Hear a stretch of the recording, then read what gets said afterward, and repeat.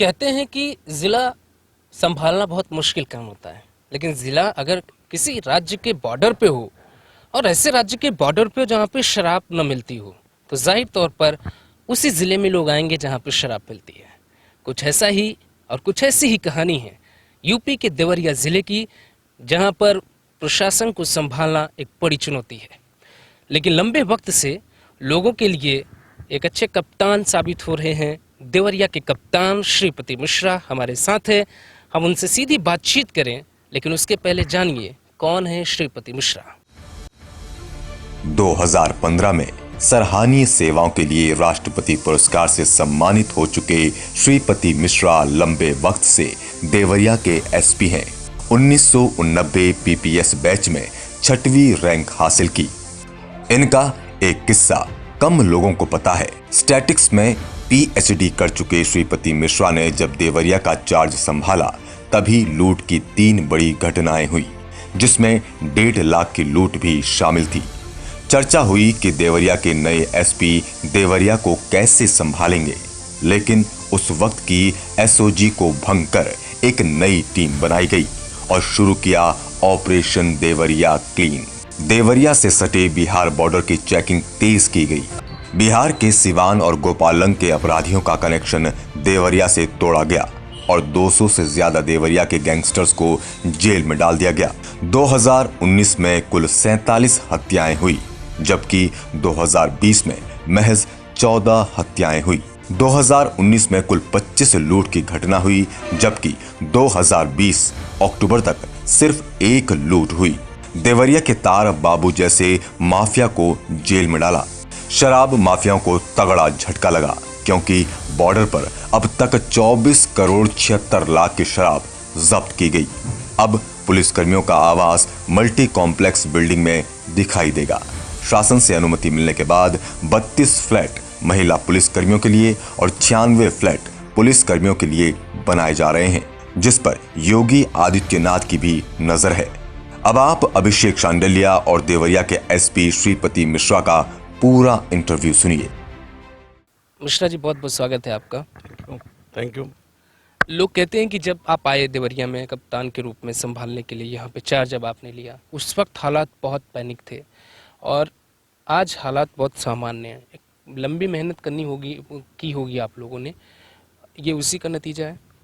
निश्चित रूप से हमारा जो पूरा पुलिस विभाग है, जो हमारा प्रशासन है और यहाँ की जुडिशरी के से जो हमें न्यायपालिका से मदद मिलती है, उन सब के सहारे ही हम लोग यहाँ का अपराध नियंत्रित करने में सक्षम हुए हैं। इसमें हमारे सभी अधिकारीगण, हमारे सभी कर्मचारीगण, उनका भी पूरा योगदान है और वो पूरी कर्तव्य निष्ठा के साथ। और ये बात सही है कि देवरिया बिहार राज्य का बॉर्डर का ज़िला है, जहाँ शराबबंदी है। हमारे लिए यहाँ आने पर सबसे बड़ी चुनौती थी कि शराबबंदी कैसे हम लोग यहाँ सुनिश्चित करें, क्योंकि हरियाणा राज्य में शराब शायद यहाँ से सस्ती है और वहाँ की अवैध शराब, अंग्रेजी शराब यहाँ आकर के बिहार जाया करती थी। इस पे हम लोगों ने एक कार्य योजना बनाई और बॉर्डर पे चेकिंग का अभियान शुरू किया और आज नतीजा आपके सामने है। इसके अच्छे परिणाम आए हैं। बहुत मुश्किल होती होगी, लोग आते हैं बिहार से देवरिया में या फिर और बाकी भी बॉर्डर जो बिहार के लगते हैं यूपी से, वहाँ पे सिर्फ शराब पीने के लिए। ऐसे में तकनीक का सहारा लिया आपने और टीम का सहारा लिया? हाँ, इसमें एक तो हम लोगों ने जो बॉर्डर्स के हमारे चेक पॉइंट से सब पे हमने सीसीटीवी लगवाए, राउंड द क्लॉक चेकिंग कराई। जो बॉर्डर से सटी हुई हमारी दुकानें हैं, वहाँ हमने पिकेट्स लगाए, विशेष रूप से जब बहुत भीड़ भाड़ वाला समय होता है, जिससे हम ये सुनिश्चित कर सकें कि वहाँ का कोई अपराधी तत्व यहाँ ना आ सके और हमारे लोग जो यहाँ ड्यूटी पे लगे हैं वो भी अपनी तन्मयता के साथ ड्यूटी कर सकें, यहाँ की शराब वहाँ न जा सके। और इसके लिए हम लोगों को बड़ी मेहनत करनी पड़ती है। लॉ एंड ऑर्डर के साथ साथ एक बड़ी चुनौती हमारे लिए ये रहती है, लेकिन हमारा जो बॉर्डर का फोर्स है, जो ज़िले का फोर्स है, उसको कर सकने में सक्षम है और उसने इन दिनों में करके भी दिखाया है। लगभग 25 करोड़ की शराब हम लोगों ने जब्त किया है। और अब तो बॉर्डर के कई थाने ऐसे हैं जहां ट्रक आते हैं, जब पकड़े जाते हैं तो वैसे के वैसे ही खड़े हो जाते हैं, थाने में रखने की जगह नहीं है। लेकिन ये अभियान हमारा लगातार जारी है और इसमें अभी और भी हम लोगों को करने की गुंजाइश है। तो ये तो हुई शराब की बात, लेकिन अब बात करते हैं उपचुनाव की। देवरिया में उपचुनाव है और सभी जो प्रत्याशी हैं पार्टियों के, वो त्रिपाठी उतारे गए हैं। ये पहला ऐसा मामला है जब किसी भी सीट पर इस तरीके की वर्चस्व की लड़ाई एक जाति को लेकर हो। और त्रिपाठी वोटरों को लुभाने के लिए देवरिया में सभी बड़ी पार्टियों ने त्रिपाठी कैंडिडेट उतारा है। और इस वक्त मिर्ज़ापुर फिल्म भी रिलीज़ हुई है, वहाँ भी त्रिपाठी कैरेक्टर है। तो यहाँ क्या सीन है, मिर्ज़ापुर वाला सीन है या यहाँ आप कंट्रोल कर रहे हैं? देखिए, यहाँ का जो मतदाता है बहुत ही प्रबुद्ध है। देवरिया पूरब के जिलों में एक काफ़ी पढ़ा लिखा जिला है और वरिष्ठ ऊंचे पदों पे, विभिन्न पदों पे यहाँ के लोग हैं। यहाँ की जनता भी बहुत ही संवेदनशील है, बहुत ही जागरूक है। लेकिन यहाँ की संस्कृति और यहाँ की जो सभ्यता है वो अपने में अनूठी है। लोग यहाँ उस प्रकृति के नहीं हैं कि उनसे कोई बात कही जाए, वो समझते हैं और अगर आप ठीक काम कर रहे हैं तो उसमें सहयोग भी करते हैं। उपचुनाव हो रहे हैं, उपचुनाव कराना प्रशासन और पुलिस के लिए एक चुनौती रहती है, लेकिन हमें उम्मीद है कि हम अपने फोर्स से, जो हमारा प्रशासन है, हमारे जो काउंटर पार्ट डीएम साहब हैं, उनका पूरा जो अमला है और यहाँ की जो प्रबुद्ध जनता है, जो मतदाता है, उसके सहयोग से हम लोग चुनाव स्वतंत्र और निष्पक्ष कराने में सर्वथा सक्षम हैं। तो कैसे, मतलब जैसे कि एक बड़ी चुनौती होगी आपके लिए कि सभी कैंडिडेट एक जैसे हैं, वक्त भी अब कम बचा है, ऐसे में सबसे बड़ी मुश्किल ये है कि उपचुनाव में पैसा और शराब न बटे। इसके लिए कोई प्लानिंग है आप लोगों के पास? जी, हम लोगों ने ये सुनिश्चित करने के लिए कि जो कुप्रवृत्तियों के माध्यम से, कुछ गड़बड़ियों बुराइयों के माध्यम से या इधर उधर मतदाताओं को गलत तरीके का प्रलोभन दे करके लोग वोट प्राप्त करने का प्रयास करते हैं, वो न कर सकें, इसके लिए हमारी फ्लाइंग स्क्वाड टीम्स हैं जो राउंड द क्लॉक चेकिंग में लगी हुई हैं। इसके अलावा हमारे स्टैटिक पॉइंट्स हमने बना रखे हैं। पूरा जो हमारा ये जहाँ जहाँ चुनाव हो रहे हैं उसके जो चेकिंग पॉइंट्स हैं उस पर हमारी हर समय चेकिंग होती रहती है, और जिससे ये सुनिश्चित हो सके कि कोई भी आदमी धन या और किसी प्रलोभन की वजह से चुनाव न जीत पावे। मतदाता जिसको स्वतंत्र और निष्पक्ष होकर के वोट करेंगे वो जीतेगा। और हमारी जो फ्लाइंग स्क्वाड टीम है लगातार चेकिंग कर रही है और इसमें आते जाते पैसे भी बरामद हो रहे हैं, उनको हम लोग वेरीफाई करा रहे हैं। और ये लगातार हमारा अभियान, चूँकि अब कम समय बचे हैं, तो ये हमारा दिनों दिन और अभियान बढ़ता जा रहा है, हमारे चेकिंग पॉइंट्स बढ़ते जा रहे हैं और हम लोग राउंड द क्लॉक चेकिंग करा रहे हैं। बिल्कुल। एक किस्सा है देवरिया एसपी और डीएम का, बहुत कम लोगों को पता होगा कि जिस रात बिजली कर्मचारियों ने हड़ताल कर दिया था और बिजली के लिए लोग परेशान हो रहे थे, बच्चे रो रहे थे, उस वक्त देवरिया के डीएम पावर हाउस बैठे थे और देवरिया के एसपी रात 2 बजे तक जेई को और तमाम कर्मचारियों को पकड़ रहे थे। कितनी सच्चाई इस बात में? नहीं, पकड़ तो नहीं रहे थे, ऐसा नहीं है। वो हड़ताल पे थे सारे, उनके जो बिजली विभाग वाले थे। लेकिन ये बात सही है कि जिला मजिस्ट्रेट साहब के साथ मैं स्वयं और हमारा पूरा जो विभाग है वो पावर हाउस पे इसलिए बैठा हुआ था कि जो हमारी वैकल्पिक व्यवस्थाएं हैं, जो हमारे लाइनमैन हैं, जो और चीज़ें हैं जिनके माध्यम से जो उनके संविदा के कर्मी हैं जो हड़ताल पे नहीं हैं, उनको हम ले आएँ और उनसे शहर की और पूरे ज़िले की जो दिक्कत है ट्रिपिंग की, उसको फिर व्यवस्था रिस्टोर करा सके। और इसके लिए डीएम साहब पूरी रात बैठे रहे और 2-2:30 बजे तक हम लोग एक साथ ही थे। फिर उसके बाद एक फोर्स दबिश के लिए भेजा गया, जहां कुछ लोग उनके लाइनमैन डर की वजह से नहीं आ रहे थे, उनके जेई डर की वजह से नहीं आ रहे थे, जो लोग सहयोग देना चाह रहे थे उन लोगों को हम लोगों ने पूरा प्रोटेक्शन दिया, फोर्स दिया, उनको ले आए और रात में 3-3:30 बजे तक शहर की पूरी जो हमारी बिजली थी उसको हम लोगों ने रिस्टोर करा दिया। सभी मोहल्लों में बिजली आ गई, देहात के कई हमारे जो फीडर थे उस पर बिजली आ गई।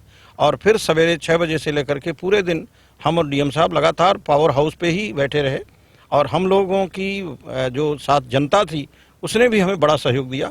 उसी का परिणाम रहा कि कहीं कोई जाम नहीं लगा, कहीं कोई लॉ एंड ऑर्डर की प्रॉब्लम नहीं आई और सब लोग हमारी जो मेहनत थी वो देख रहे थे और वो इसको कह रहे थे कि घंटे 2 घंटे में डीएम साहब, एसपी साहब लगे हैं, बिजली विभाग के जो लोग सहयोग दे रहे हैं वो लोग लगे हैं, तो ये रिस्टोर हो जाएगा और हम लोग वो कर सकने में समर्थ हुए। और थोड़ा बहुत इसमें कई लोगों को थोड़ा घेर घार करनी पड़ती है, वो एक स्वाभाविक सी प्रतिक्रिया है और हम उसके लिए बिजली विभाग के कर्मचारियों का, संविदा के कर्मचारियों का शुक्रगुजार भी हैं कि उन लोगों ने हमें अपेक्षित सहयोग दिया। बिल्कुल। लॉ एंड ऑर्डर एक बड़ी चुनौती है उत्तर प्रदेश में, क्योंकि उत्तर प्रदेश बड़ा है, क्राइम रेट ज़्यादा है। ऐसे में किसी भी बड़े अधिकारी के लिए क्राइम को रोकना और लॉ एंड ऑर्डर को मेंटेन रखना एक बड़ी मुश्किल समस्या है या चुनौती है, समझते होंगे आप भी। कई ज़िलों में लॉ एंड ऑर्डर ख़राब हुआ है, तो मतलब कैसे मैनेज किया जाए कि उत्तर प्रदेश में लॉ एंड ऑर्डर मेंटेन रहे? वर्तमान सरकार में माननीय मुख्यमंत्री जी के निर्देश में और हमारे डीजीपी महोदय के निर्देश में, अपर मुख्य सचिव साहब के निर्देश में, जो हमारे वरिष्ठ अधिकारी हैं उनके निर्देश में, और जो ये अपराधियों पर सख्ती हुई है, अपराधियों का मनोबल इससे टूटा है। बहुत सारे अपराधियों पर एनएसए लगा है, गैंगस्टर की कार्रवाई हुई है। हमारे इस जनपद में अकेले देवरिया में पिछले 1 साल में 44 मुकदमे कायम हुए और 176 लोग गैंगस्टर में जेल में हैं। और अपराधियों के विरुद्ध जब ऐसी कठोर कार्रवाई होती है तो इसका संदेश जनता में टिक जाता है, जनता उससे निर्भीक होती है। और इसके अलावा जो 14(1) के तहत हम उनकी संपत्तियां कुर्क कर रहे हैं, यहाँ के बड़ा शराब माफिया और अपराधी रहा है तार बाबू, जिसपे हम लोगों ने बड़ी कार्रवाई की, करीब 9 करोड़ की उसकी संपत्ति जब्त कर ली, उसके सारे वाहन सीज हो गए। और भी 2-3 यहाँ के बड़े बड़े गैंगस्टर थे जिसपे हम लोगों ने उनकी संपत्तियाँ सीज की। आज की तारीख में वो सब जेल में हैं।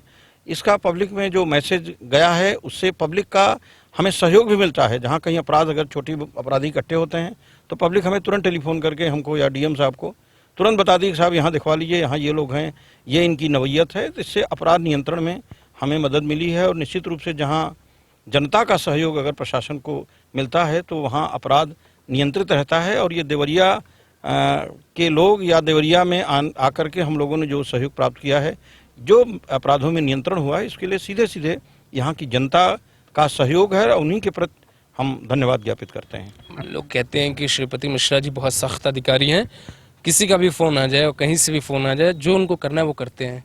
सही बात ही है? देखिए, शासन प्रशासन के लिए विहित व्यवस्था है, एक विधि व्यवस्था है, एक ऊपर के हमारे निर्देश हैं, सर्कुलर्स हैं, शासनादेश हैं, उसी के तहत रह के हम लोगों को काम करना होता है। और उनसे जब कोई इधर उधर दाहिने बाएं की बात करता है तो हो सकता है कि थोड़ी सी नाराज़गी होती है और हम लोग वो काम नहीं कर सकते, इसलिए उसको नाराज़गी हो सकती है।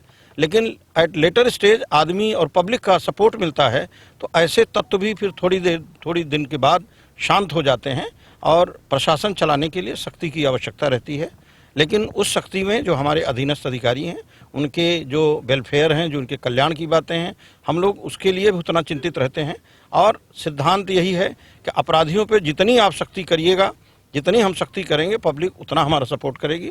साथ ही साथ हमारे जो गड़बड़ कर्मचारी हैं उन्हें भी सेटराइट करने की ज़रूरत रहती है और हमें उनसे चूँकि काम लेना है, सहयोग लेना है, उनसे भी हम सहयोग लेते हैं। लगातार वही फील्ड में ज़्यादातर रहते हैं लड़के हमारे, हम तो रहते ही हैं, हमारे साथ गश्त करने वाले, पिकेटिंग करने वाले, डायल 112 के हमारे सभी कर्मचारी, वो सब अहरनिश काम में लगे हुए हैं। तो इसमें थोड़ी सख्ती की ज़रूरत होती है, क्योंकि बिना सख्ती के विनम्रता से काम कई बार नहीं हो पाता है। हो जाना चाहिए, सिद्धांत कहता है कि विनम्रता से ही काम होना चाहिए, लेकिन जहाँ विनम्रता से काम नहीं होता है वहाँ ये दिखाना पड़ता है कहाँ प्रशासन की एक हनक है, और उस हनक के सहारे विधि के अधीन रहते हुए जितनी सख्ती अपेक्षित है, जो व्यवस्था में दी गई है सख्ती, उसके तहत हम लोग कार्रवाई करते हैं। जाहिर तौर पे, और ये तमाम चुनौतियों से आगे आना होता है, तभी आप खुद को साबित कर पाते हैं। 370 हो या फिर CAA बिल हो, ऐसे तमाम बड़े प्रदर्शनों के बीच में भी शहर की शांति व्यवस्था बनाए रखने में सफल रहे हैं। इसीलिए लोग चाहते हैं कि ये यहाँ पर रहें और इसी तरीके से शांति बनी रहे। लेकिन अगर हौसला कुछ कर गुजरने का है तो जाहिर है मंजिल भी तो पास आती ही होगी। नमस्कार।